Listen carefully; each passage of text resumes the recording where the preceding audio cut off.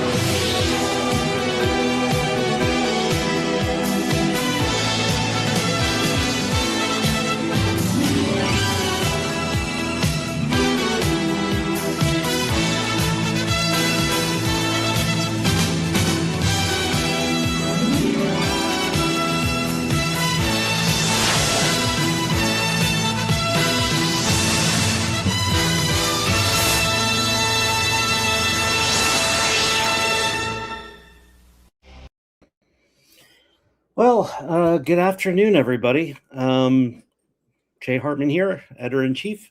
My buddy, as always, by my side, Linda K. Hardie. Not the episode we thought we were going to be bringing you guys this week. This was supposed to be... Or ever wanted. Never on the radar, and never one we would even want to have to consider doing.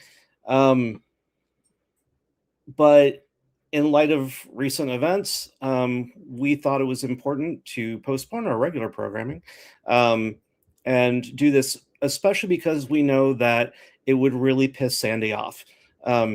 Sandy was not one that liked to have a fuss made over her. She liked having a fuss made over her writing. It was worth making a fuss over her writing. She liked being up in everybody else's business, just not having people up in hers. So Linda and I, we discussed it. We said we could make this a really maudlin, sad affair, and dressed all in black and a veil and the whole 9 yards, or we could do it the way Sandy would want it and have it a little bit more of a celebration, and again, a roast, and just really try to piss her off in the afterlife if we can. Houston, I have so many problems. And see that little astronaut in a fetal position. I do think it's apropos, though. A lot of people have had a lot of questions. I will say this much. Sandy trusted me with a lot of her confidences. She had an inner circle that she very much trusted not to talk out of school and things like that about what's going on. So I weighed out, especially that I knew, and we do have a very special guest. We have Sandy's sister, Debbie, that's waiting backstage. We'll be bringing her up on very, very shortly. But I wanted to fill you guys in with as much as I think Sandy would have been comfortable with me sharing about what happened and what led up to everything. And I think I will only share that much to do right by Sandy. So Yeah. I'm going to go back about a year when she lost Ozzy, her Westie-ish dog, which was a very big emotional break on her. Ozzy was her everything. And,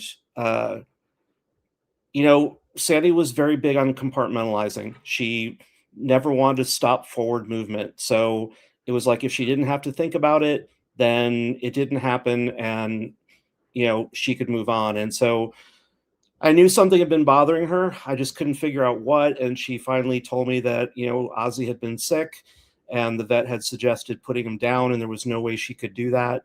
So when he did pass, I could tell because she was really upset.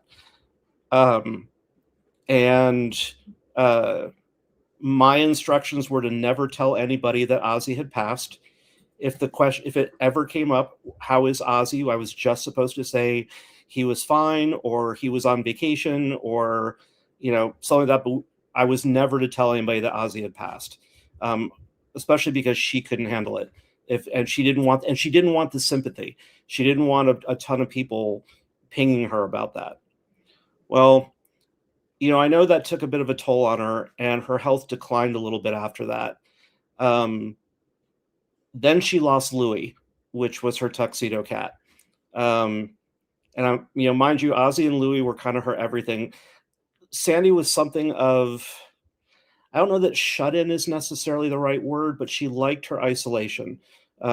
She pretty much stayed in her house with her dog and her cat, and that was kind of the center of her life. And yeah, I think a good word would be hermit, because that's someone that chooses to shun people, but not everybody. Just well, and seeing the them in big thing person. too is, she was big on communicating to the outside world, from the security of her computer. Like, she would reach out to anybody and everybody from her computer, and she had a real knack for knowing who else lived in isolation, who else didn't have a strong connection to the outside world, or people that were particularly hurting and really could use her attention. And those were the people she gravitated towards. And I mean, you, Linda, me, Eric Schumacher, there were a lot of folks that were like that. So when Louie passed, her health really started to decline, and you could tell it was coming from an area of depression. In December, she got pretty sick. I think it's safe to say she never really recovered from that, but she got sick in December. Come February, I think it was, she was still sick and really not doing anything about it. Stop. I got on the phone with her, and it's probably the first time we had ever actually had a true knockdown fight between the two of us in the 15 years that we were friends. And make no mistake, Sandy was my best friend. I may be married. I may have, my buddy Zeke, my dog, but I will tell you that nobody, and I've got people that I'm very close to in life that are like brothers and sisters to me. But if you had to put that label on of best friend, that is exactly what Sandy was to me. And what I was seeing was I was losing my best friend to whatever she was going through mentally, and as a result, physically. And I got into a big fight with her and said, I don't care what you do, but I want my friend back. You took my friend from me. I don't know who you are, but I want my Sandy back. I want you to bring my friend back. I deserve to have my friend back. And it's not okay that you're doing this to me. And I made it kind of selfish, but it was the wake-up call she needed. The next day, she scheduled medical appointments finally to go and get looked at and start getting her blood work taken care of. And they found a lot. And unfortunately, at that point, the damage had kind of been done. There wasn't a whole lot. They were working on trying to fix her, but her body had taken a lot. So Linda and I did a show 2 weeks ago tonight. Oh God, I just realized, Linda. And we knew that Sandy was going. One of the ways Sandy made money was she pet sat. So she had some regular clients that she would sit for around St. Louis. They'd go out of town. She'd stay at their place sometimes and take care of their cats or dogs. And she loved it. Just absolutely loved pet sitting. We knew she had a 6-day engagement that she was going off to do.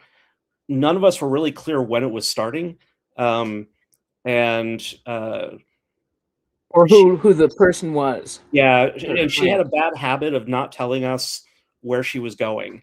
And I had told her at one point, especially when she was so ill and she was barely able to walk, that I said to her, we really need to know where you're going. I need to know that you're okay, that, we can get a hold of you. But she sent me messages through Messenger after the show on Tuesday, and everything was good. And there was and Linda, you chatted with her also through Messenger on that Tuesday, right? Yeah. Yep. She had And wonderful things to say about us. That should have been a sign. Yeah. Her saying something nice. What? No, she didn't have a criticism. What? She didn't tell me I could have talked slower. What? And she did say, "Gee, Jay let you talk an awful lot." Yeah, that figures. Yeah. So we had chatted with her on that Tuesday, and then we assumed she was on the pet sitting job, and then somewhere around Friday, Eric Schumacher messaged me, and he was just like, "Have you heard from Sandy?" And I said, and Friday night I had messaged her, and she had told me she had a terrible stomach ache, that she had just had some Chinese food, but it was a weird exchange. It wasn't her usual kind of text messages. It was kind of like 2-word answers, which the only time I ever got 2-word answers out of her, because she was rather eloquent. She was wordy. The only time that was when she wasn't feeling well. And Eric said that he had messaged with her, or possibly talked to her shortly after I did on that Friday. And he said it was just a weird exchange. He also had only gotten 2-word answers, and at one point she just kind of stopped answering altogether. The next day I was scheduled to do a special online, a train hop with Vicky Irwin. And all of a sudden I'm getting messages from everybody. Linda messaged me on Saturday. Have you heard from Sandy? It's unusual that I go this long without hearing from her. And I said, I was trying not to think the worst, but I hadn't heard from her either. Eric's asking about her. And Lori from Kings River Life was the one that asked me, and I thought, oh yeah. Vicky Irwin said, no, I haven't heard from her. I asked Linda to reach out to our author Jane Gwaltney in St. Louis, and Vicky was in St. Louis also. And I was just like, can you ask Jane if she's heard from her? And Jane hadn't either. And everybody was worried. It'd been long enough that no one had heard that we were all worried. We discussed it. We discussed amongst us about sending police to her home to do a wellness check, but we realized that she was on this pet sitting job, and we had no idea where the pet sitting job was. So everybody was like, well, what do we do? And I called her phone, and the phone went straight to voicemail. At the time I wasn't thinking. I thought, oh, maybe she went pet sitting and forgot her charger, but I forgot she had messaged us on Tuesday after the show and on Friday, which means the phone had been working, and there's no way a phone holds that many day charge without being recharged. So her pet sitting job was supposed to end on Monday. I told everybody, I said, we'll wait until the evening, because in case the pet sitter comes home, late, let's give Sandy a chance to get home. She'll see all of our messages that we're panicked, and she'll reach out to us. And then the phone rang, and it was Sandy's sister, Debbie.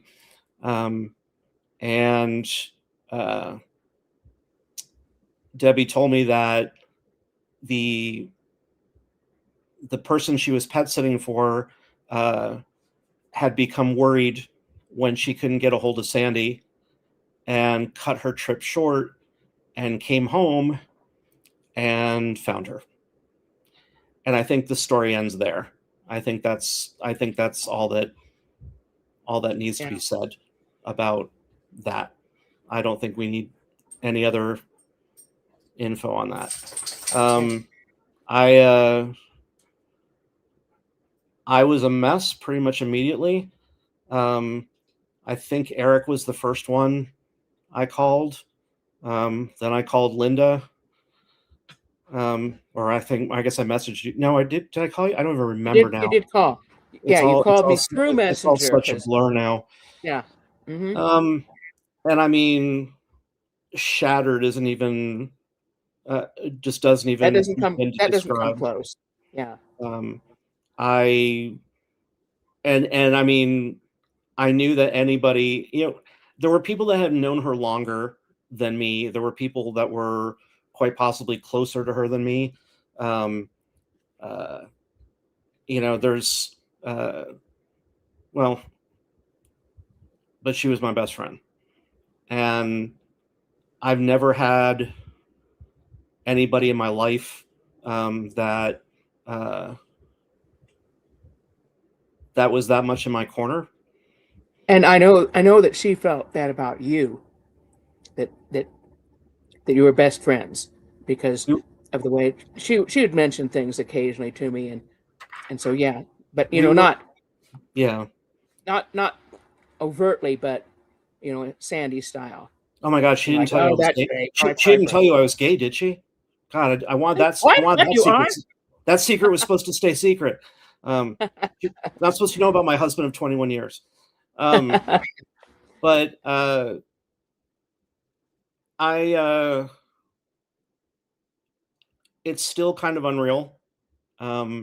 It's I have had 2 days in a row where I haven't cried, so I figure that's an improvement. But Linda and I keep having triggers. We keep having things happen that we either do to ourselves or, or just things that keep coming up that, yeah. Yeah, I ran across something that I bought months ago that I thought would just a tiny little gift that I thought she would love this, and then I spotted it. And, So let's jump in the comments here real quick so I can kind of get caught up because I'm woefully behind after this. Barb Goffman's here. So sorry to be here under these circumstances. Sue says, thank you for having this for everyone. By the way, I did open this up and it is being broadcast on my Facebook channel as well. So stupid Facebook wouldn't let me broadcast it on the Misti Media page for some reason. K. George, I love you, Kay. I'm so glad you're here. I will tell you, when I lost everything and Linda, I've made a decision that I think Sandy would have approved of. I always referred to Untreed Reads as the publisher who shall remain nameless.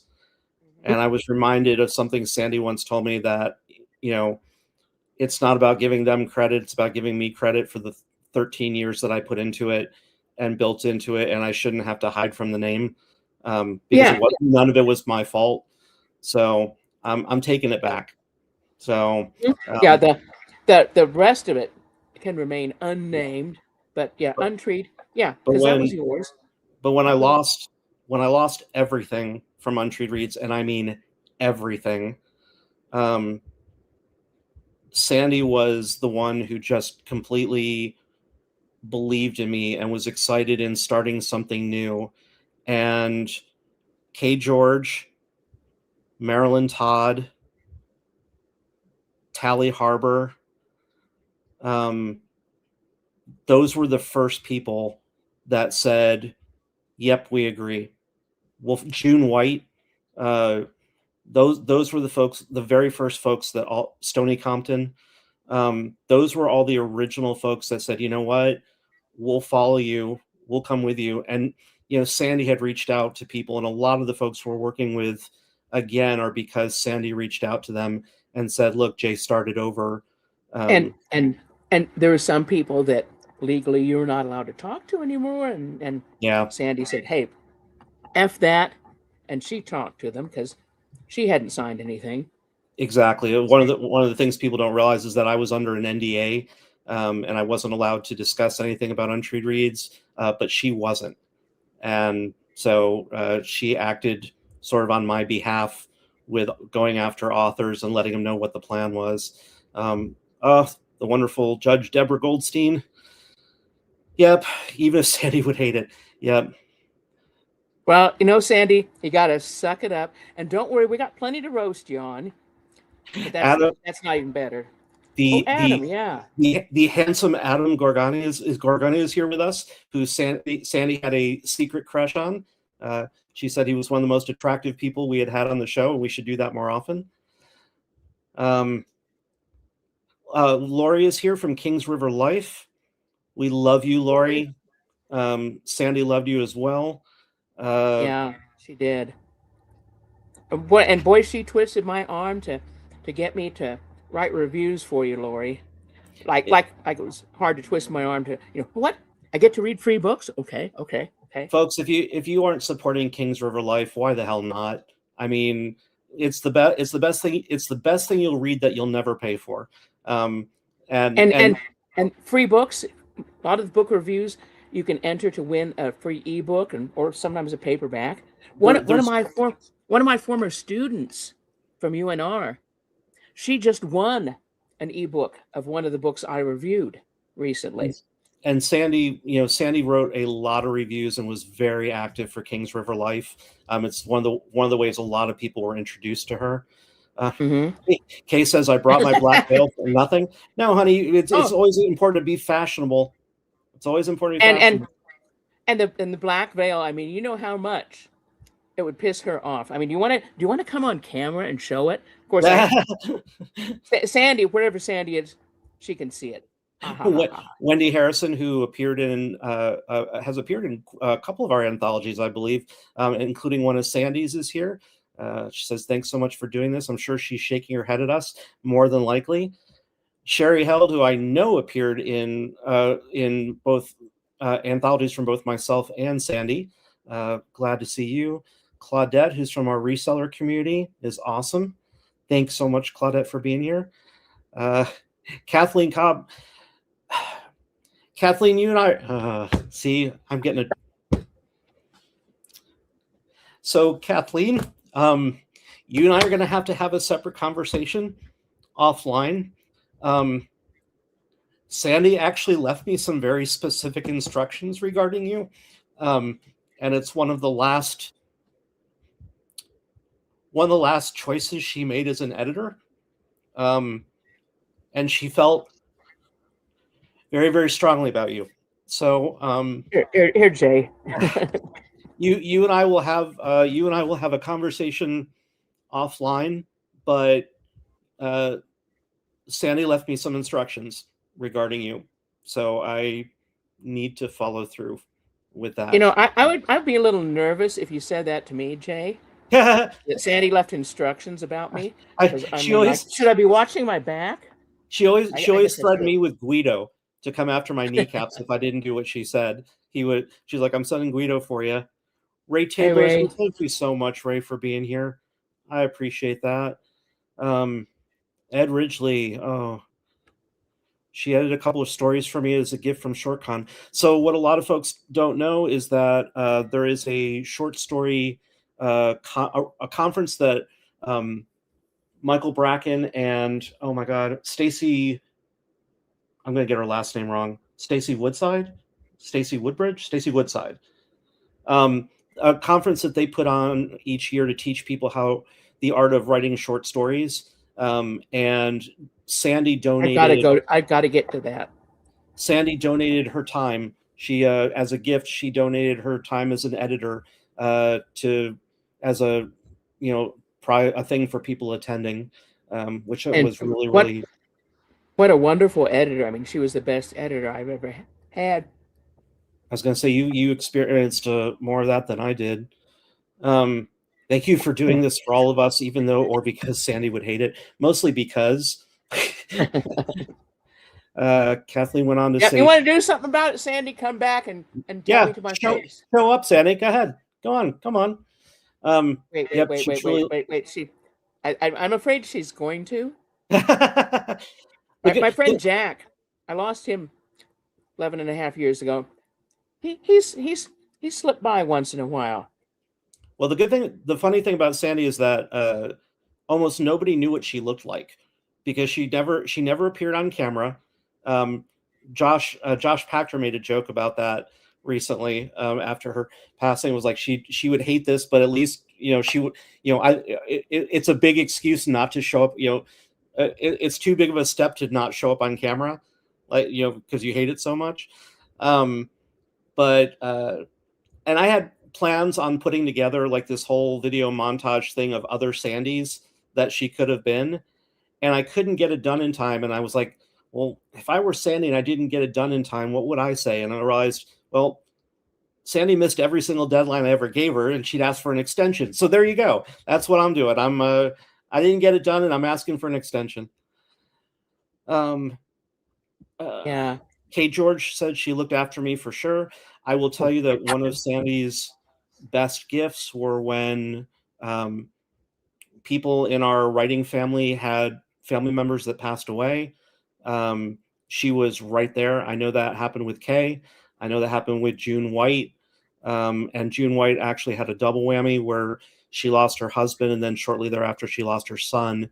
And Sandy was right there to, you know, electronically hold her hand and be there for her. And June sent me an email that she wasn't sure if she was going to be able to make it today because she does live in Australia and the time zone is different, but she wanted me to make sure that I shared with everybody how Sandy had really looked after her, and also how June had, you know, June's vision was going. She'd lost her husband, she lost her son, and she had pretty much lost her will to write. And she said Sandy gave that back to her. Sandy really stood on her and encouraged her to come out of the funk and go back to writing. And June is writing again, and she is writing new material. She's actually working on, we're figuring out how we're going to finish it. There's a whole new project that I don't want to discuss yet that Sandy had created. And we hadn't gotten the first book out in that experiment yet, but and Sandy was, it's supposed to be 3 linked stories, and Sandy was supposed to be the 3rd story, and surprise, surprise, she missed her deadline, and now she'll really miss it. So I've got to figure out how we're going to finish it off, but we will, because it's a project that is really important to me. Her epitaph. One deadline she didn't miss. Ooh, no, that's really bad. I'm sorry. Lori says we text every day. She was my confidant and always made me laugh. Yep, laugh. I can hear. I still hear her voice. Ed says she passed doing what she loved. Yeah, you know, I mean, if there's going to be an environment, and I guarantee you, she was sitting there coming up with ideas for Misti Media, and you know, and petting animals. Lori says we're posting her final review for us this Saturday, and I started crying about that today. Claire's here. Claire says Sandy became a friend of love and crime, and we kept up a correspondence in the years since. Yeah, I mean, Sandy wasn't one to let everybody go. The minute she got done with an anthology, once she made a connection, you know, she was like the perfect leech. I mean, friend. It was like, you know, she absolutely would glom onto you and make sure that you were doing well. Oh, Teresa, good to see you. Thank you for being here. Teresa. The aforementioned Josh Pachter, you know, Josh and Sandy and I kind of worked together in several ways through a few projects. Knew we're only a short time. We'll start working together on our book in the next couple weeks. So sorry for this loss. Marilee Robson, good to see you. We never met in person, and almost nobody ever did. But I will miss her cheerful and supportive emails. Oh, that's Paul O'Connor. Yeah, so Paul O'Connor, this is a new author to Misti Media. I figured that was you, Paul. She mentioned you briefly, and I thought that has to be Paul. How did she refer to Paul, Linda? What was her nickname for Paul? Her new internet boyfriend. Okay. Yep, that was her new internet boyfriend. That's right. Everything she messaged me was so I've got this book from my new internet boyfriend. And I was like, who is it? And it was ages before she'd actually tell me what his real name was. Like I had no idea. Oh, Marilyn Levinson and Sandy knew each other for a very long time, probably longer than I knew Sandy. Sue says we were friends for 23 years. Oh my gosh. Wow. Oh, thank you, Deborah. It was Stacy Woodson. I knew I was on the right track there. Michael Bracken, hi. Michael Bracken, the short story legend. Sandy and I wrote 6 stories together and sold all of them. Our styles were also diametrically opposite, but the end results were always good. I was wondering about that. I mean, I knew your 2 story styles, and I thought, how in the, but you did it. Wow. Amazing. And we do have a collection from them. They're collected stories that we're scheduled to release, and we still will. Jeff Howe here, WUTA meeting. So that's Writers Under the Arch. That's actually how I met Sandy. 15 years ago, Sandy submitted a short story to me called Sweet Tea and Deviled Eggs.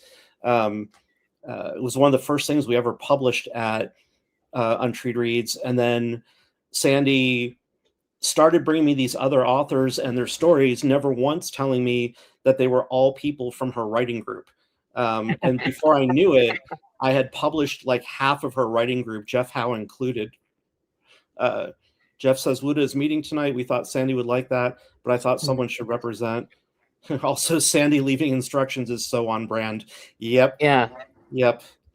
Well, Sandy's the reason that I'm so successful in publishing short stories, because I think she bought this second short story that I was really seriously sending out, and that was for an anthology for somebody that we don't want to talk about, because and then Peace, Love, and Crime came right after that. Oops, I'm crying on my emotional support frog here. Oh, Vicky's here. Yeah, she's the one, because she had me in that. I love that story that I wrote for that. And then Peace, Love, and Crime, she's saying, hey, I'm doing this one, and hey, it's got it, we're getting it in a different home, and then that's how it happened. Vicky Irwin's here. Thank you Yeah, again, Vicky, for all of your support during those scary few days.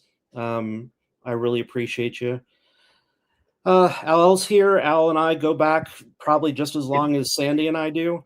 And we just and here's another case. Sandy heard through discussions with Al that he had full-length novels of his Diana Andrews books that needed a home.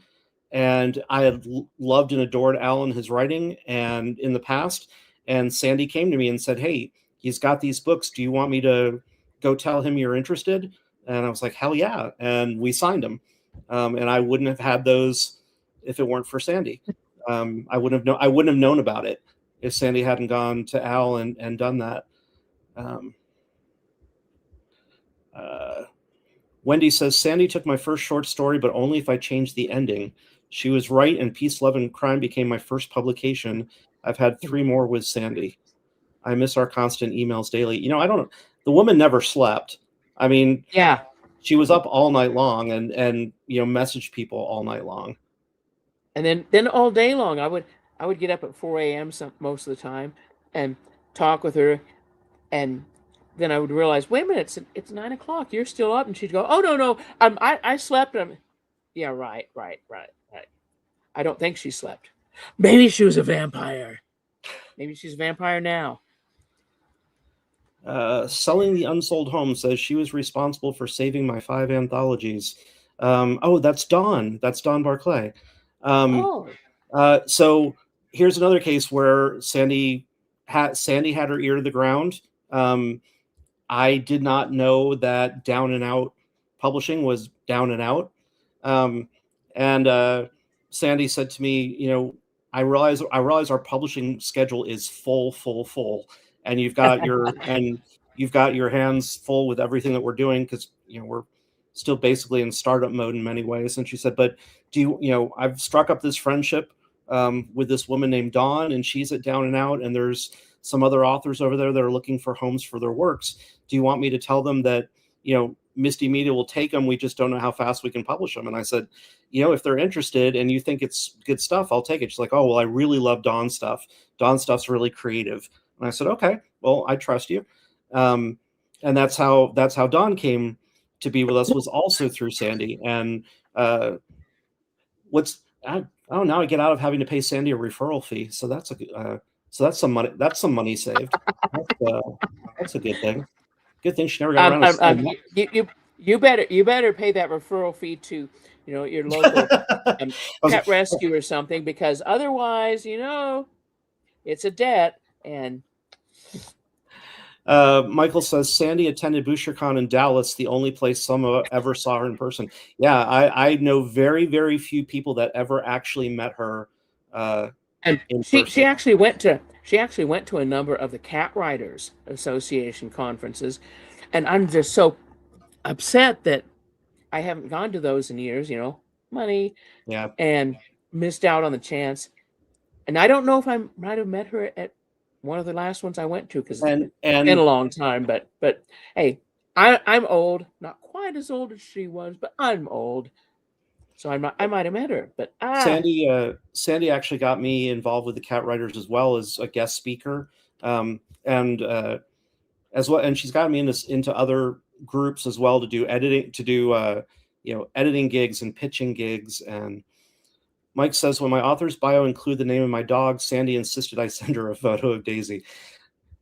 She was a collector, and she and I used my cat Deanie, an ruddy Abyssinian boy that was half blind.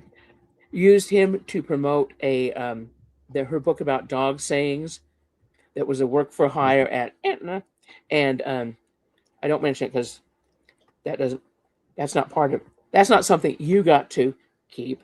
But anyway, we had Deanie kind of do a little review of it. His review was, "Wait a minute, there's no cats here. Why should I like this?" And I have a photo of him staring at the book like, "There's no cats in this. What's going on?" Vicky says Sandy was the one who encouraged me to write short stories for anthologies, and my first publication was with her. Wow. Yeah. Mike Ciraldi Ed Ridgely says, I reviewed her short story and a Thanksgiving named John Glenn on January 7th of this year. I asked her about the inspiration for her story, and she asked how my writing was going. She was the type to absolutely stay on top of it and see. Sandy got me to write my first story that included a sex scene.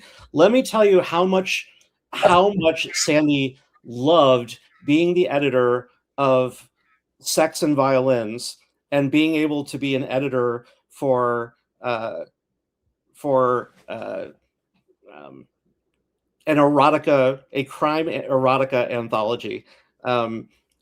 Boy, did she! That had to be one of her favorites. She was able to get Sex and Synthesizers, the follow-up, in mostly good shape. I'll be taking on the editing task for maybe about half the stories, but that will be the last publication that'll have Sandy's. Well, no, she'll have Michael Bracken, the short story collection with Michael Bracken. But as far as her name solely on the title, solely on the cover, Sex and Synthesizers will likely be the last we do.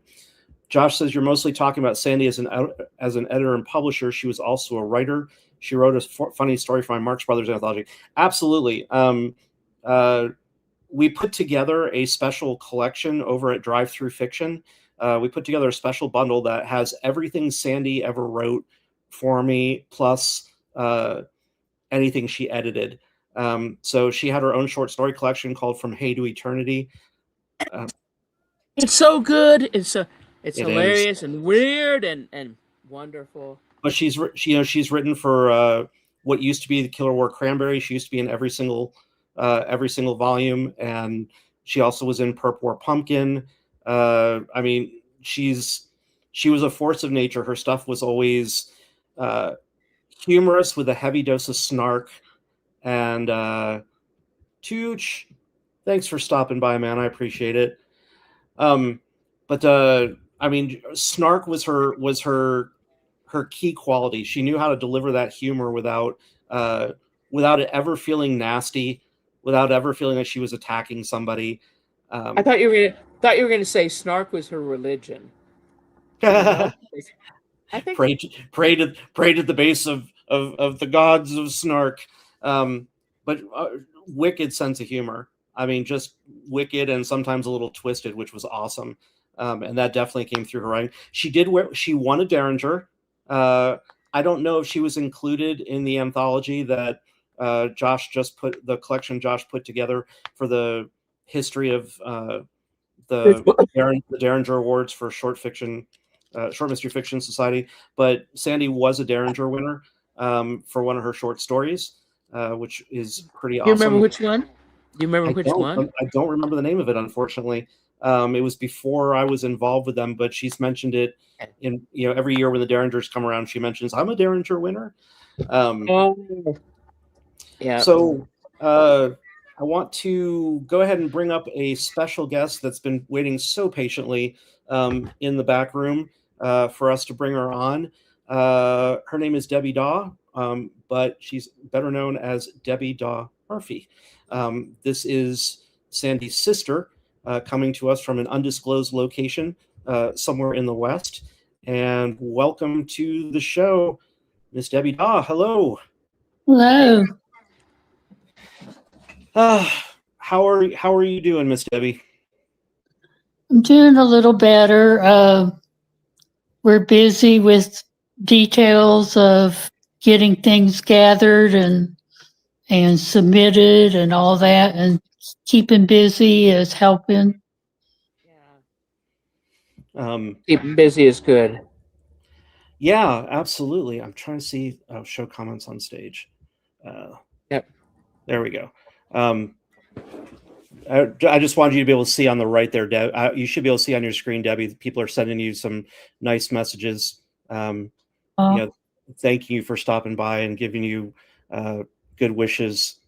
Dealing with your loss. I should add that Sandy does have a brother as well. His name's Brian, who's in St. Louis, who is helping to close up Sandy's affairs there. How is that part of it going, Debbie?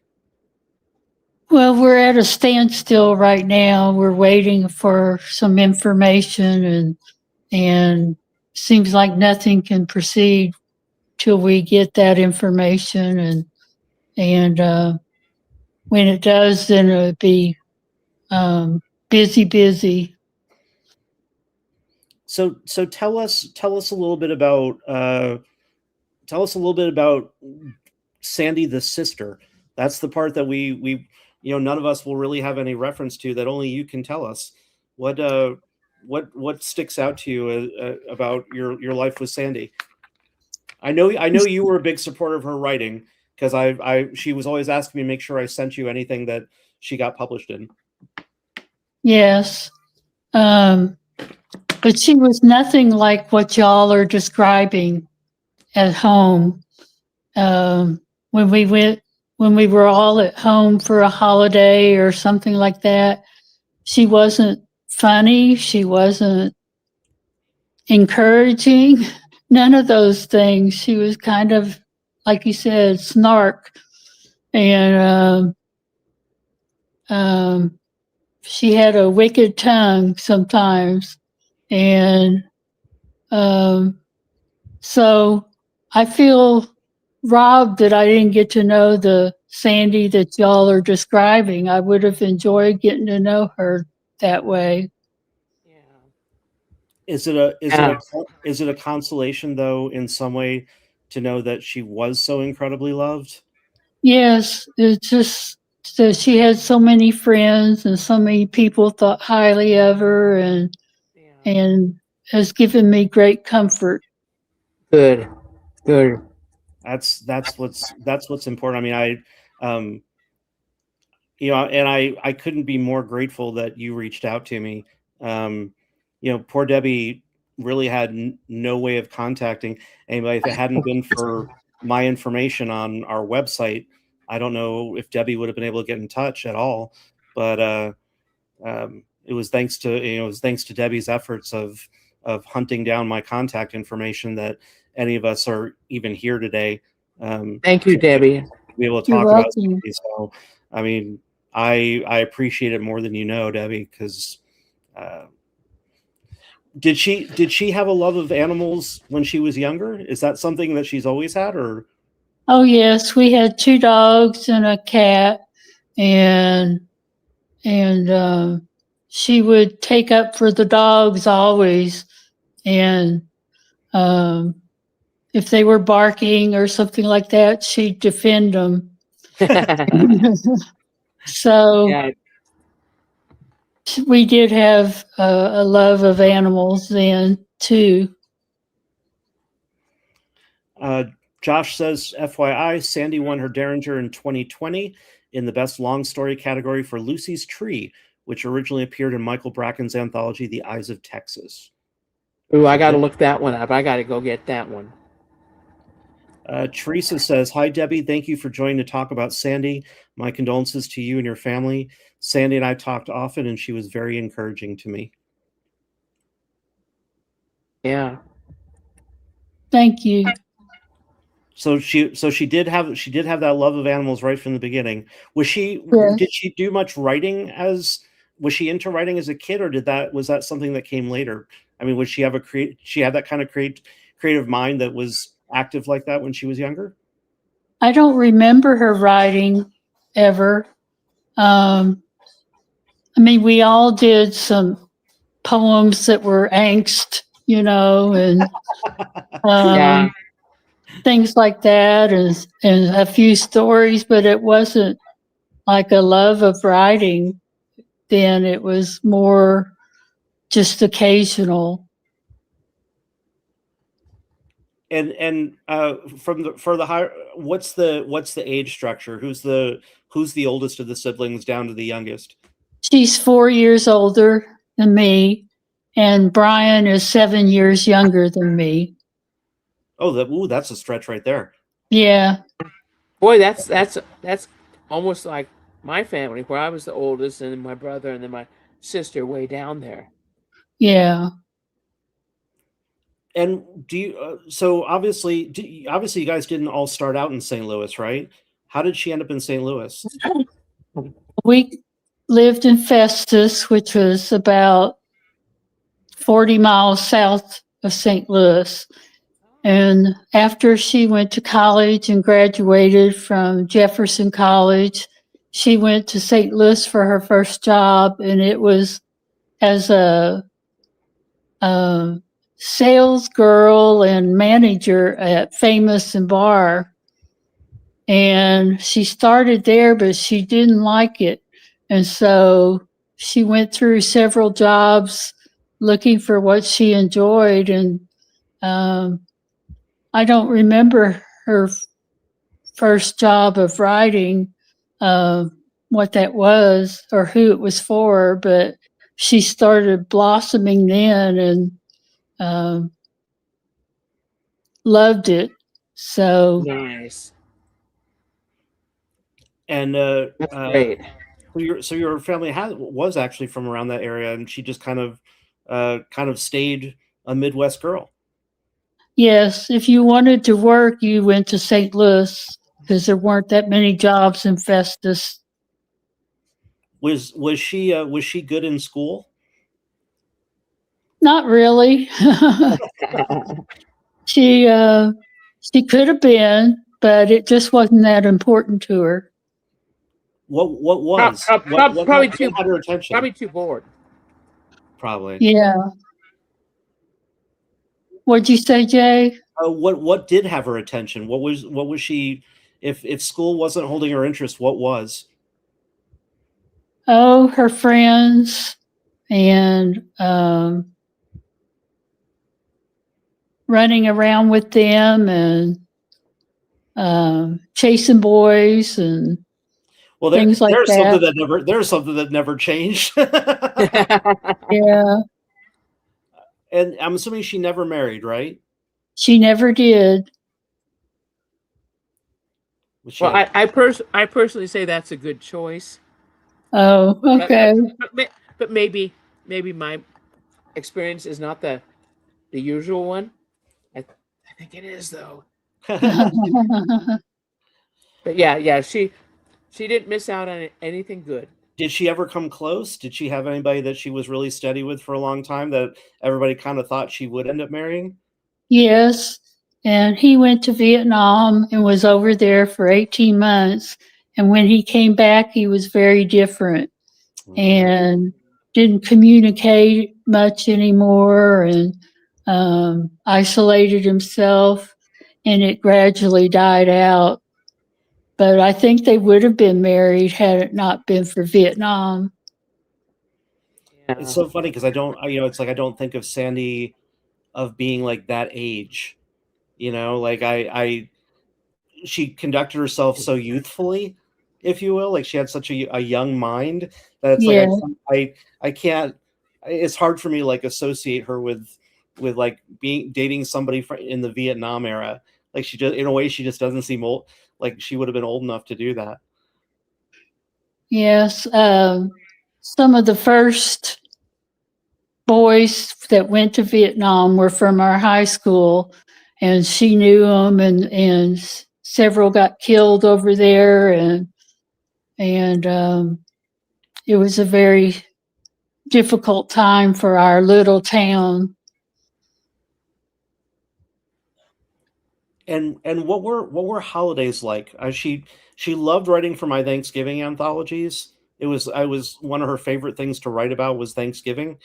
Was that a big holiday in your house, or is it just her own love of the holiday?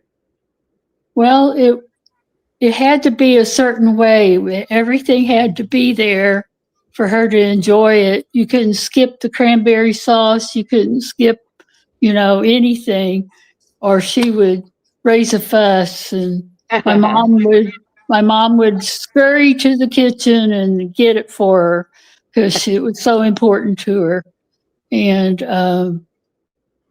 so she really enjoyed it, and we would all be done and be doing dishes, and she'd still be eating because she enjoyed it so much. This sounds so much like Sandy. Like just Yeah. I always told her she was a pushy broad. I was like, geez, you're a pushy broad. Everything. And when we had minor disagreements, it was always about her trying to tell me, look, just because you own the company doesn't mean you get to make all the decisions. You're not the boss of me. That's basically what it came down to. I mean, I gave her a lot of free reign, but in that regard, I think we were all slightly scared of her, so we would do whatever she wanted. Debbie, nothing changed. Not a damn thing changed as she got older. We were all scared of her. Okay.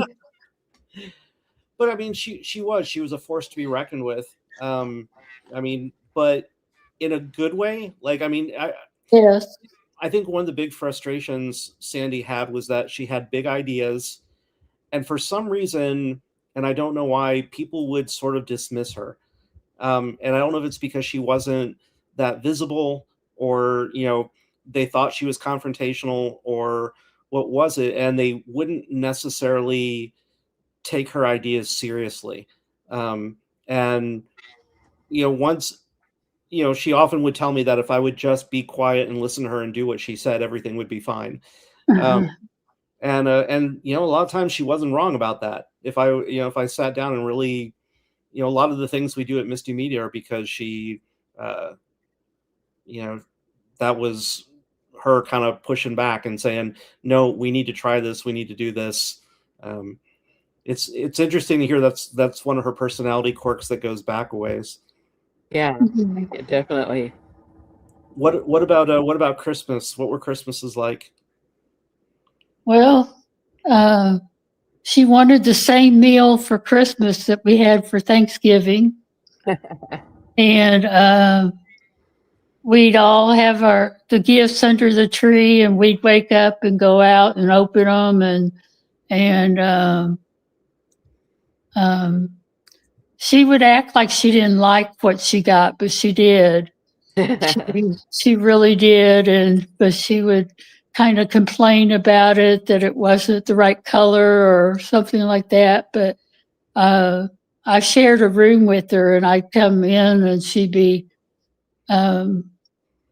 folding it and just right and everything and tucking it away. And she really liked the gifts.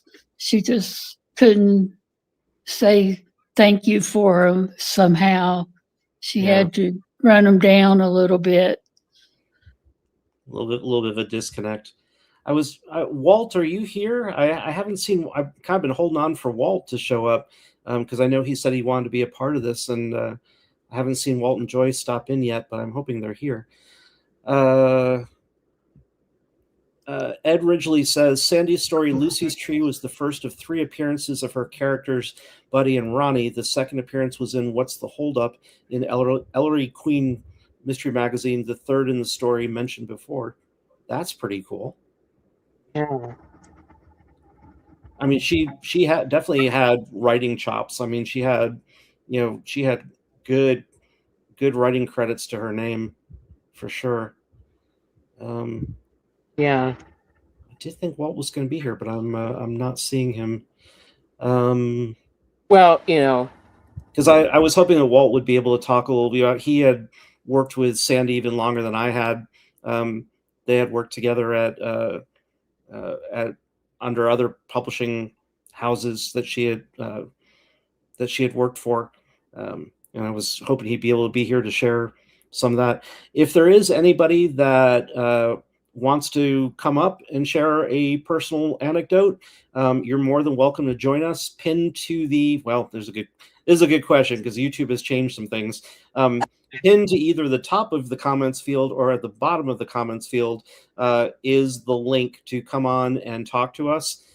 Join us on stage if you would like to. The only thing is just make sure that you have your YouTube sound off. Otherwise, it will be a terrible, terrible echo when you come on, and then we'll just have to throw you off the show. And that would just be really. It would be amusing, but it would be rude as heck. So yeah, we'll send Sandy to teach you a lesson late one night when you least expect it. I'm still convinced that Sandy's somewhere in the chat because Sandy liked to lurk in the chats of all every show we did. She wouldn't participate. She didn't want to be on camera.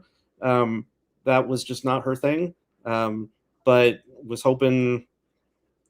I'm still convinced she's in the chat somewhere. Well, I told my friend Jack, who's been gone for these 11 and a half years, said, hey, look out for her. And I think that they must have met up because I had some weird things happen recently. You know, strange problems and issues that shouldn't happen. And I think that they are plotting together, which is not good because Jack was a Vietnam veteran and it messed him up a lot. Then he had his life. Then he ended up living on the streets for 10 years. And then I met him and he helped me after a bad divorce. So I think that the two of them are forced to be reckoned with.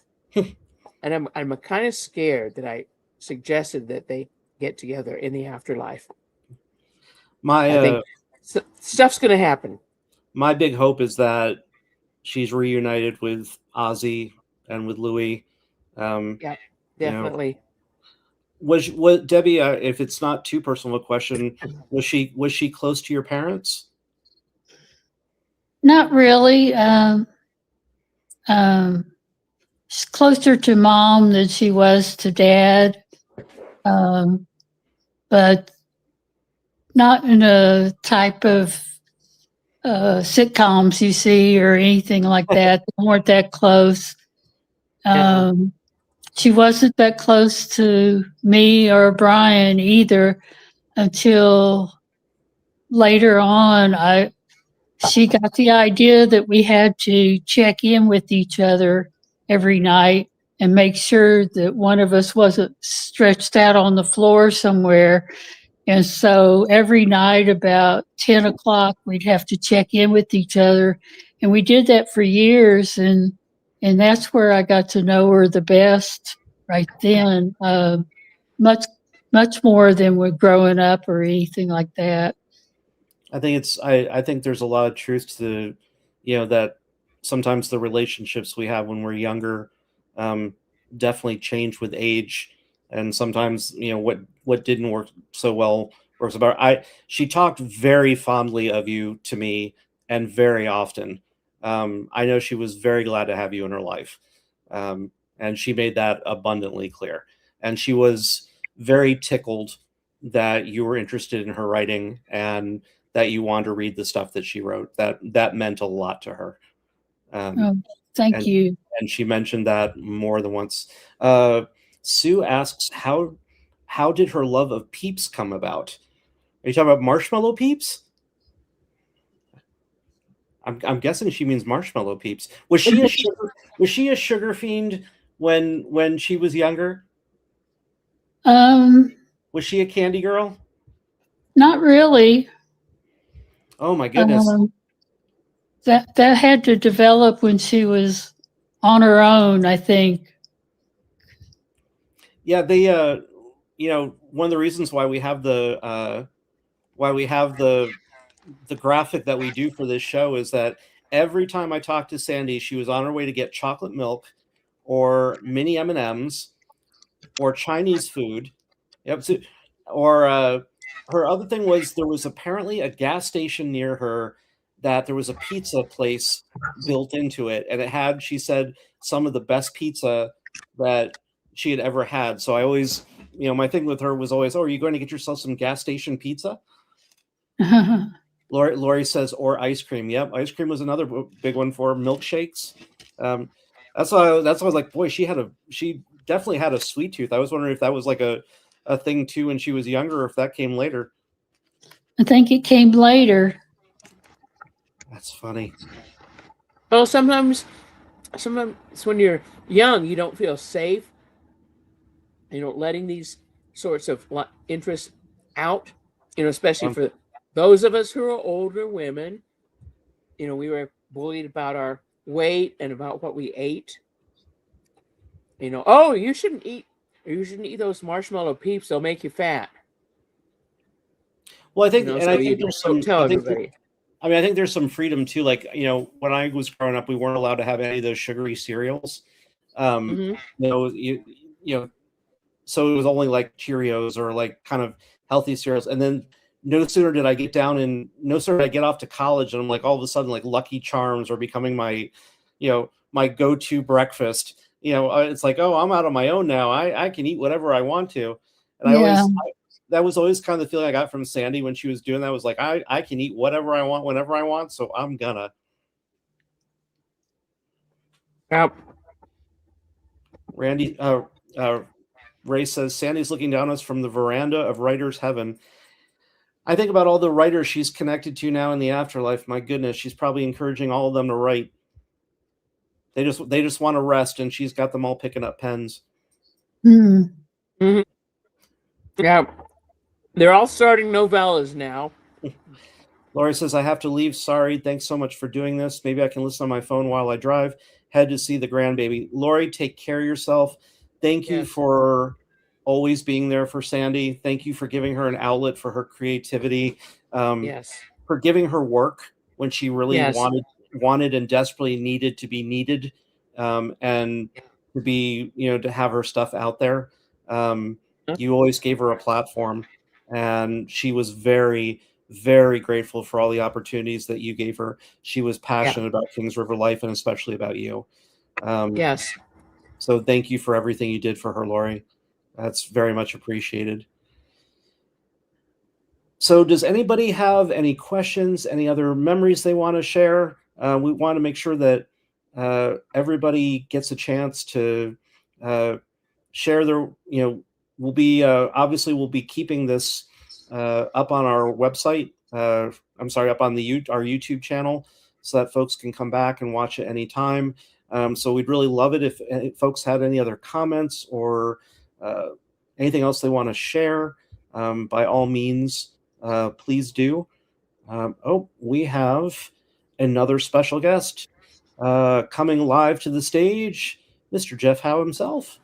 Hello, Jeff. How are you? Hi. I'm good. Like I said in the chat, her writing group, Writers Under the Arch, is doing their, they have their, we I'm one of them. Their regular Tuesday night meetings, and the consensus was last week that she'd probably just kind of want us to keep doing that. But I thought someone should swing by and she was. I mean, when I first met her, it was like back in 2008 or so, and then I joined the group, and she was already a fixture. I mean, my first impression was that she was the most pragmatic person in the room, and she was focused, and nothing she ever did changed my mind on that. She wanted everyone in the group to get published, but she also wanted to see how the sausage was made in publishing. Boy, did she wanted ever to make her own sausage. And if we're going to use those as the criteria, I think she came as close to winning as anyone I've ever known. Yeah. I will say when she could be stubborn, she could be tenacious. I'm not telling you anything you don't know. No, but to comment on your thing about her wanting to learn the business, when we started Misti Media, she was really she was very much about wanting to learn the behind the scenes stuff, and really wanted the education of how the business worked. To be able to because she wanted to be able to explain it to other people when she went into chat rooms and people were saying stuff about publishing and passing information that wasn't true. She wanted to be able to, come back from a space of knowledge, being able to say, look, I work in this industry. I know, I work at a publishing house. I know how it's supposed to work. Here's why you should listen to me. Yeah. Mike says, when Sandy edited my story, she changed all the compound sentences into separate sentences. When I asked her, she said, I hate semicolons. Truth. That's awesome. And he says she changed all the past perfect verbs to plain perfect.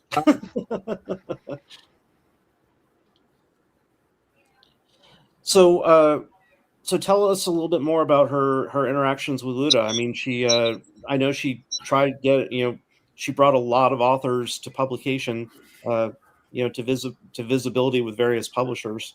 But I know she wasn't as active in the last couple of years. I know she would kind of listen in, but I know she wasn't as active as she had been. Yeah, we all figured she got busy, I mean, and she did bring things in the last several years now and again, but we knew that she had ramped up her editorial work and had obligations there. The last few months, I think, we knew that she'd been working on Jane's book, obviously, and so we kind of attributed her falling off attendance-wise to that. If anyone knew more, they weren't sharing. For I'm assuming that's by her request.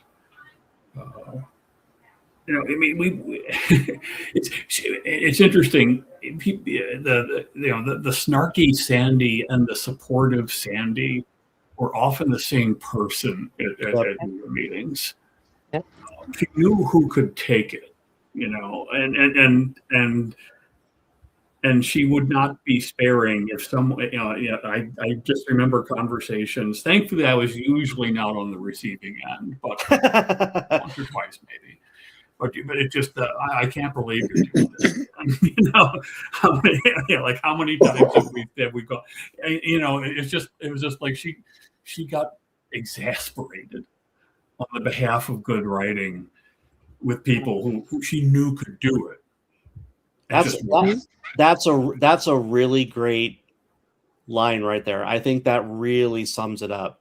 She's exasperated in their search for good writing. I think that's a really good way of putting it. And she made me a better writer by pushing me and saying things like, "How could you write that? It should go like," and she would just make a little comment, and I go and take it off in the direction it needed to go. Well, the funny thing about that is she was so good at spotting that in everybody else's writing, but if I tried to give her editing notes, ooh, the pushback. Yeah. What do you mean I'm not perfect?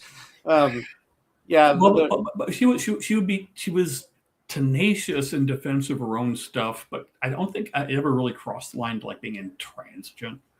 No. I mean, Yeah. I mean, if you were right, and she knew you were right, She would say so. she'd come back the next week, and the change and reread a section, and we had ears. We could hear that she'd taken what we had said into account. I mean, she was and she respected us. We respected her. I mean, I'm pretty sure she respected. It's like I bumped heads with her sometimes, but it's like I wonder. Well, I mean, I think everybody did, but it always was in a like everybody comes out the other side of that like better for it. Yeah, exactly. It was, even if it felt like an argument, it was really a process. Right. Yeah. And I always respected her opinions because I knew where they came from. They came out of her devotion to the craft and the business of writing. And she wouldn't push us so hard if she didn't think that we had it in us to be that good. Yeah. She never jumped down the throats of new people. I mean, if anything, I would think it's the opposite. I've always found her to be like super encouraging. Every time we signed a new author on, she didn't want to be in charge of unpublished authors. Like she didn't want to be responsible for just doing that. She wanted her hand in a lot more than that, but it really was a passion of hers. She loved working with new voices and getting them visible and, getting them read. She's responsible for bringing a lot of people to me that I would never have known otherwise. I mean, yourself included, Jeff. I would never have been able to recognize, have access to that kind of talent if she wasn't constantly trying to put people up on that stage. Yeah, she believed in that people should get their work out there by whatever means were necessary. And she hammered us on that because, I think that there is a fairly sizable percentage of writers out there, serious writers, who are not good at self-promotion. Yeah. I would even go so far as to say that might be the norm. And she would have none of that.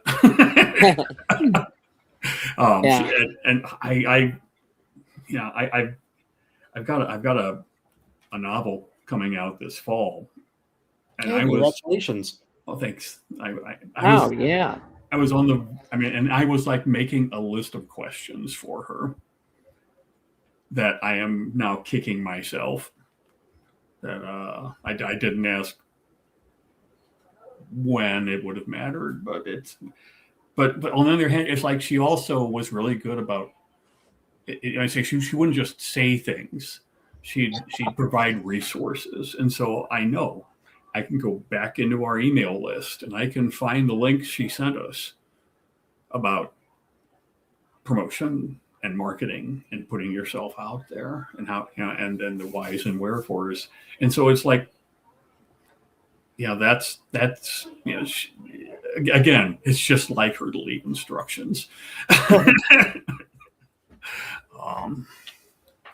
But yeah, I mean, she's very missed in the group, obviously, and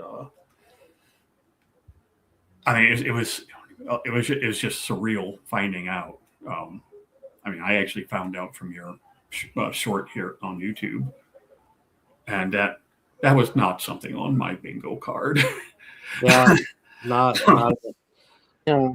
I have a feeling I scared poor Debbie with my reaction, because I was sort of like so horrified and so upset all at the same time that I know I was a little out of control when Debbie called me, and I was like, I remember thinking hours later, my goodness, I hope I didn't scare the hell out of that woman with my reaction. You know, she's regretting having picked up the phone and made that call, but it was like just from kind of from out of the blue, just because I always believed Sandy could overcome anything, you know, any illness, any problem, anything, just by her own sheer will.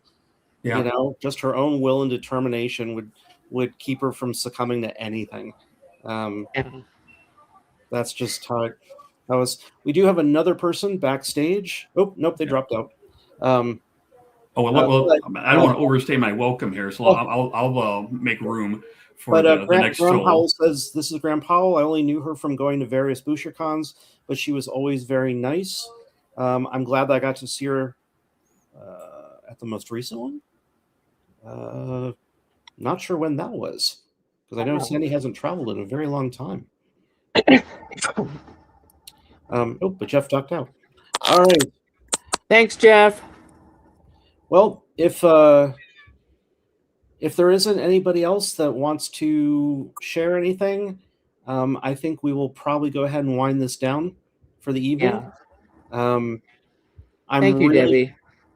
Debbie, thank you so much for being here and for being a part of this. Much love to you and Brian and your whole family. I saw a really nice post from one of her nephews. I really, really appreciate you being here, and I really, really appreciate you letting me know about it.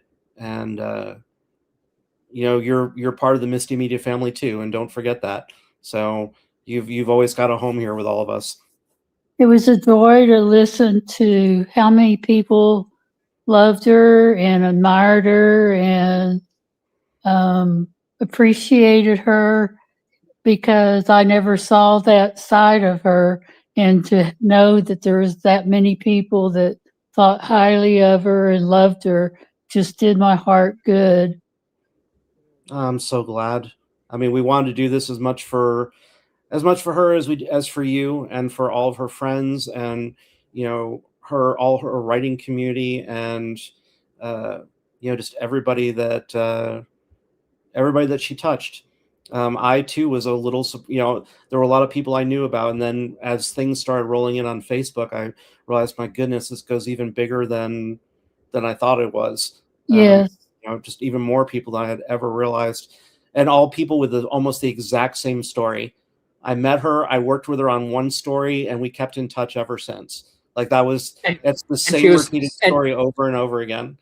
And she was always pushing you to be better. Yep. Always pushing you to be, yep. Oh, you got to do that. You got to finish that. You got to write that. You should. Yeah. Mm-hmm. So Debbie, I'm going to pop you backstage so Lynn and I can wrap up, but thank you again for being a part of it. We really appreciate it. Oh, Miss Linda, we made it through. Yep, we made it through. And I need some more cocoa. It's I mean, you and I have talked today that you know, we're still finding things every single day that make us sad, make us miss her, make us want to reach out to her. It's killing me because take our fist at her too.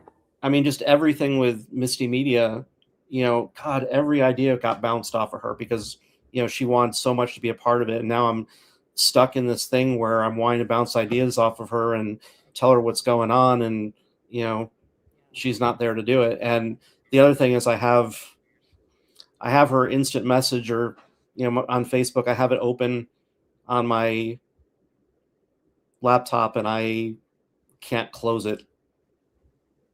I'm not ready to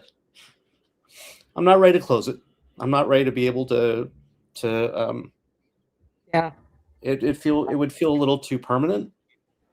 to close that window, and I'm not there Yeah. yet. Yeah. You know, I lost my best friend. You know, I lost That's somebody who, that's the hardest thing. and she believed in me more than most everybody else in my life ever did. She had more. And probably believed in you a little more than you did, even at times. I think I know she believed in me more than I did. Yeah. I was ready to give up. That's the perfect. That's such a good friend. And I'm finding it so hard to move on without her. Yeah. Um, You have to carry her along in your heart. And you just carry her along in your heart, and when you're making decisions and doing things, you think, oh, okay, Sandy would have liked that. Oh, Sandy would have wanted me to do this. And that's it's the only reason I was able to return to doing any kind of publishing work today, was that I just knew Sandy would be, okay, enough already, get off your ass, get back to taking care of business. But I think about everything that she and I had in the pipeline that we had planned, and the idea of trying to tackle it all without her is just, you know, so much of it was her ideas, and I guess I just have to think I gotta think in the short term and just accomplish short-term stuff before I can move on to trying to plan out long-term stuff. Just do it a day at a time. And I just really miss her, Linda. I really, really miss her. Yep, I do understand. I really, really, really miss her. Okay. And she would have hated this, but you know, a part of her would have been just so touched. Yeah. She wouldn't have told anybody. Correct. I mean, she would never have said anything to anybody. But you could light her toes on fire. She wouldn't ever say it, but yeah, she would be happy. She would have been happy to see that she benefited all of us in all these ways. Well, you know, Misti Media is going to continue on. We've still got Walt, we've still got Joy, we've got Linda. You know, we still got the rest of our team here. So, you know, we're gonna find a way to keep plodding forward, keep taking care of people, keep taking care of our authors, keep publishing great work. I did make the decision that Sandra Murphy Presents, her imprint, will continue. It'll still be our imprint for any of the experimental stuff that she and I talked about doing. It'll all end up underneath her imprint, so her name will live on. It's the least I can do for her, for everything she did for me. So, okay, I'm starting to lose it, so I think it's probably time to call it quits for the night. Linda, you and I will be back together under happier circumstances, I hope, in another 2 weeks for another Misti Media Live. You know, God willing, the creek don't rise. We don't have to deal with any more of this for a while, for a very long while. And thank you all out there in the chat world.